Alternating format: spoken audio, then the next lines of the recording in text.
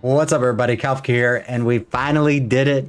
We made some crazy damage on the Ritualist build. I knew it was going to be strong, and it could even get stronger with a couple upgrades of a few things. Literally, actually, a lot of things. I'm still only level 89, and I'm killing tier 4 bosses. So, gosh, if it got another 5 points in the Ascendancy, it would absolutely be crazy. You're gonna want to stick around for the full video because we're gonna show you a couple bosses. Obviously, the King. We're gonna do the Breach boss. We're gonna do a tier 15 map with the Breach, so you can see that as well. It has ritual, a bunch of different things.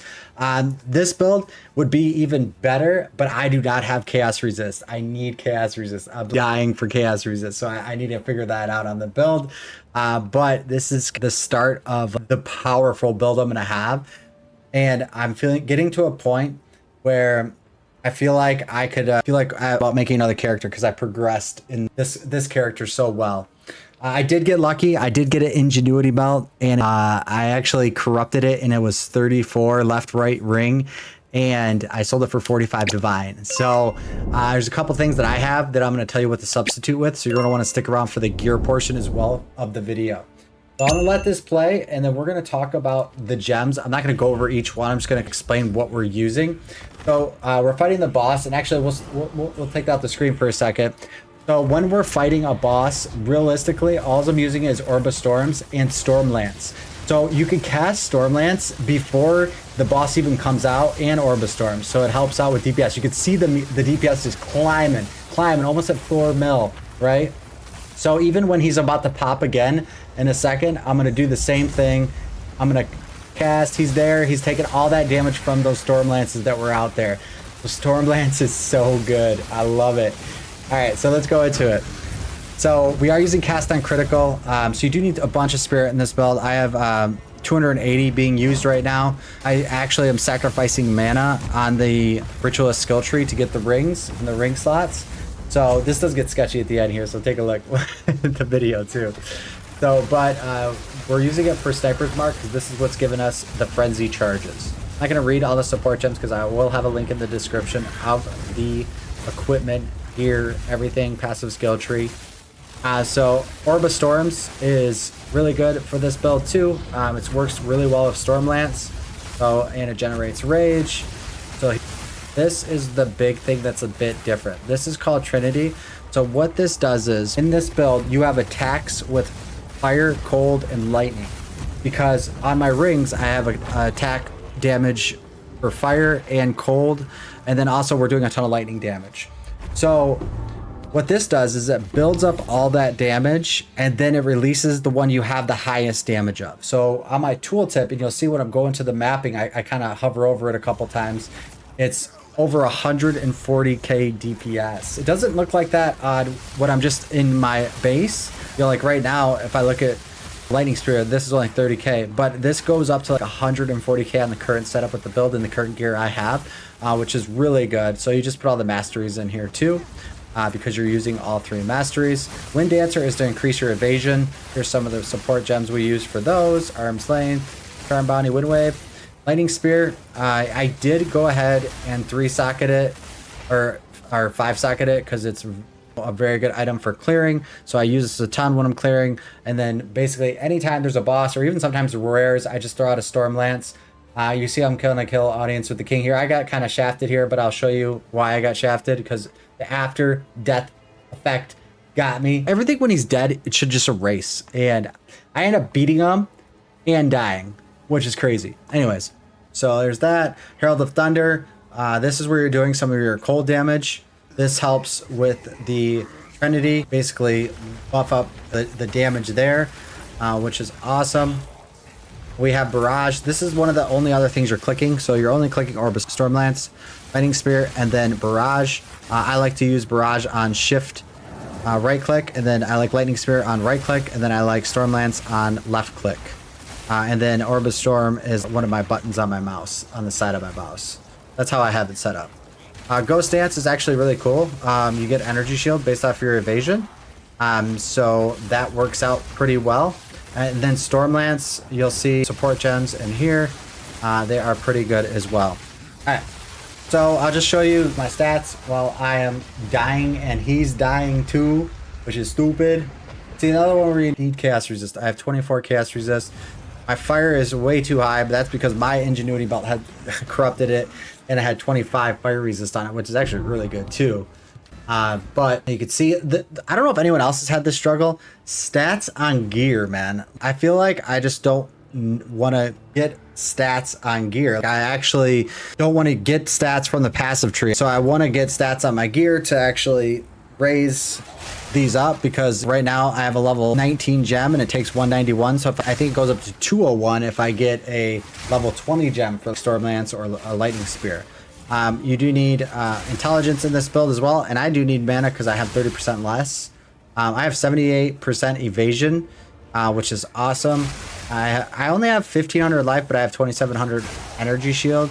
Again, the chaos is bad.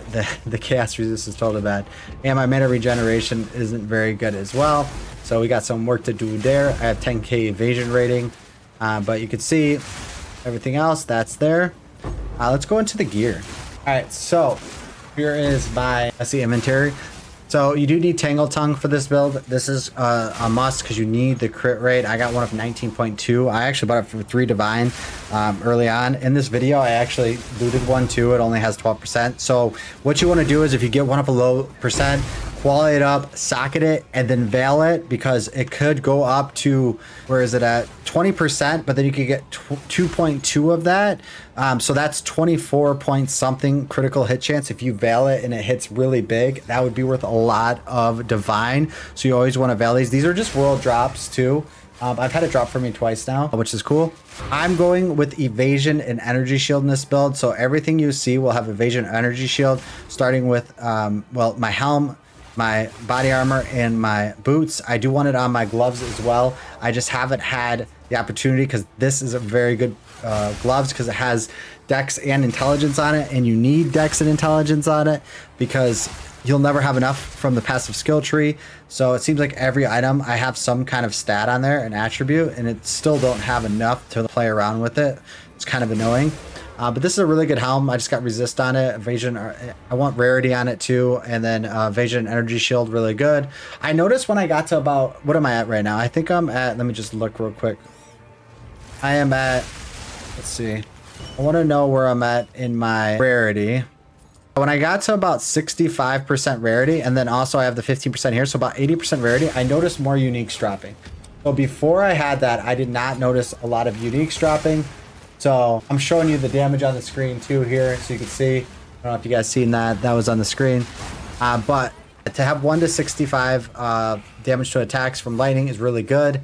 And then the fire damage to attacks is really good too. Same with all of these items. You need to have adds fire or cold or lightning. I think lightning is the most. So if I lift these up, my base of my lightning spear goes from 30k. Oh, I can't use it because I don't have dex. That makes sense. So let's just do this one. I lose 13k damage with that. That's crazy. But this is the ingenuity I'm using. This is what I was talking about, which was very expensive. It's a Sacred Flame. It is very expensive. I think I paid 26 divine or something like that, 25 divine for this. But enemies in your presence resist damage based on their lowest resistance. So that is crazy. That means that you don't really need any penetrating resist, or you don't need conduction or anything like that. That is really good. And then the extra 52% of fire damage is awesome too. It's a huge damage boost getting this, but you can use a regular scepter with spirit and it still does very, very good damage as well. This gave me about 10k more DPS. And then that gets multiplied by 5 when you have Trinity going, when you're just farming. You can see on the map that I'm farming right now. The boots, I need more movement speed on it. I would like chaos resist. There's a lot I would like. These aren't terrible boots, but there's some room to grow for sure. So hopefully soon I could get all these modifiers up and increase my damage some more. But I am really enjoying the build. I think it's a lot of fun. I think that if you haven't tried Huntress, but I think everyone has, this is where I'm at. This is my progression.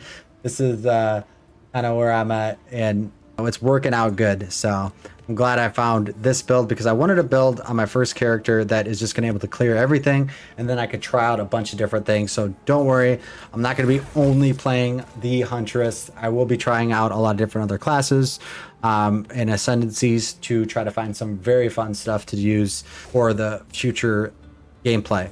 Oh, the annoy. I did go with Patient Barrier. This is the 60% energy shield node at the top.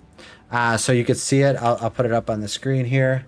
We'll pause the other video. You can see that's the annoy way up here. So there was no way I could get it, but I want the extra energy shield, which is really good. Basically, you're going for a bunch of crit nodes. This is how I did my Ascendancy tree right now. I like the increased recovery rate on the life, and then I like the movement speed. I didn't think that this stuff would really make that big of a difference. So I don't want to consume 25% of my mana to trigger a charm because I'm already using 30% of my mana right here. So I figured that 3% movement speed and the 10% recovery rate, it's not that exciting. Obviously, this is the exciting stuff. +1 charm slot, which isn't bad either. If you have 3, you don't get 4. So that doesn't really do anything. But the charm charges gained is pretty nice. So nothing really too wild that sticks out on the tree. I am going for a lot of evasion and energy shield. I'll probably want some mana regeneration, so I'll probably get these nodes next because it gives you 8 skill speed, and then it gives you some mana regeneration too. You could actually go up to 11 skill speed here, so that would help out a ton. But there's still some crit nodes that I could get. Critical damage bonus, I would want that one. Critical damage bonus right here, I think, is one I would get. And that would make me a bit more powerful too. I mean, if I did get 1, 2, 3, 4, 5, 6, 7, 8, if I got to level 97, that would probably be the play. So 30% of your lightning damage hits to be lucky. So that means it basically rolls twice and picks the higher damage, which is actually really good. But other than that, I'm going to try to get jewels that have stats on it because I'm really sick of not having a ton of stats on this build. I would love an Ascendancy. I'd figure out how to replace the spirit somehow. But this only has 43 spirit anyway, so it's not that bad. But no, everything is pumping now. This build is very, very good. I want you guys to try to get to this point because I know that everyone wants to farm the end game stuff. Everyone wants to farm the really cool stuff. And it just makes a big difference. Literally, like, killing these bosses and then starting to get some good gear, starting to get some things you could sell. It makes the game way more enjoyable because if you're stuck on the lower tier maps, you don't get much loot. I was noticing that. I was like, man, it's really hard to get loot. And I thought that at the beginning, and I'm like, wow.